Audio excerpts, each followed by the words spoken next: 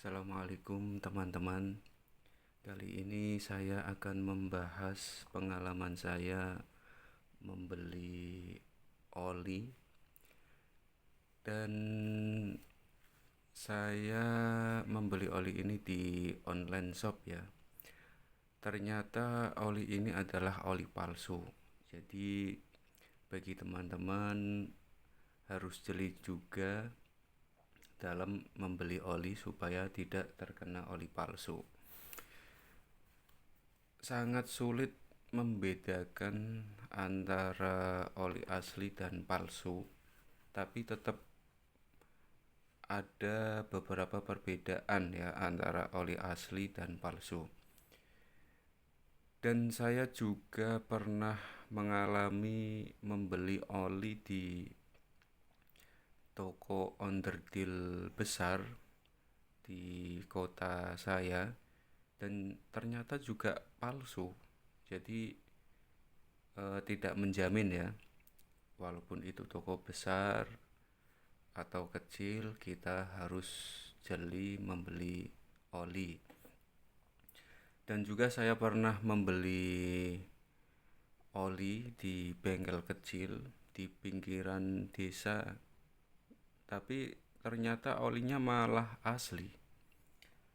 Nah, ini untuk pelajaran kita sama-sama ya, karena sekarang ini di Indonesia banyak sekali atau marak sekali penjualan oli palsu. Di sini ada barcode. Ini kalau di barcode bisa, cuman apa itu situsnya itu tidak ke situs Pertamina ya, tapi situs palsu. Ini bisa di barcode, tapi situsnya bukan situs Pertamina, melainkan situs yang mungkin dibuat dari pemalsunya itu ya. Jadi situsnya bukan situs asli. Ini barcode-nya sama, ini situsnya antara dua ini barcode-nya sama. Padahal seri barcode-nya beda ya. Ini seri barcode-nya beda dengan yang ini. Kelihatan kayak ini. Beda ya hurufnya ya, secara huruf beda ya, tapi barcode kotaknya itu sama. Terus juga nomor seri yang ada di botol ini nggak kelihatan ya. Ini sama, ini dua botol ini nomor serinya sama. Seharusnya harus berbeda ini. Ini sama, ini sudah jelas palsu. Memang menjengkelkan ya kalau kita beli oli dapat oli palsu. Tapi walaupun oli palsu,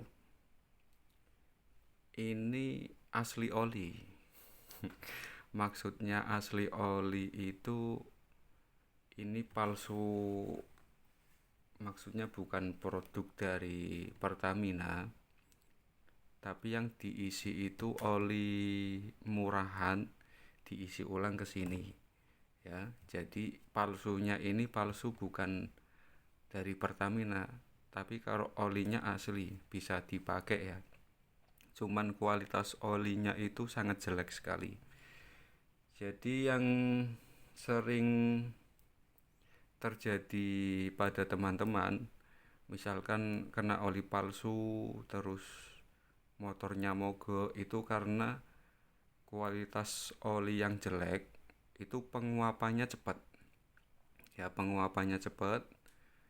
Jadi kita kira asli, tidak ada penguapan, ternyata penguapannya begitu cepat karena kualitas olinya jelek. Jadi olinya langsung habis, barulah mesin macet ya. Walaupun oli palsu sebenarnya ini bisa dipakai, cuman kita harus sering ngecek. Kalau olinya berkurang, langsung ditambahi atau ganti oli yang asli ya. Tapi lebih amannya ya kita langsung ganti oli yang asli saja. Tapi kalau kita eman, daripada dibuang ya dipakai dulu, misalkan 1000 km kita cek oli, atau 500 km kita cek oli. Kalau olinya tidak berkurang ya bolehlah kita pakai sampai 1000 km, terus cek lagi. Pokoknya harus sering-sering cek kalau misalkan kita mau pakai oli yang palsu, jangan sampai kehabisan. Intinya di mesin itu kalau masih ada pelumas itu nggak masalah, walaupun minyak goreng ya, ini pengalaman saya, yang penting jangan sampai habis ya. Permasalahan oli palsu itu cepat adanya penguapan, kita nggak tahu kalau olinya berkurang begitu cepat sehingga habis, mesin mati, baru turun mesin ya.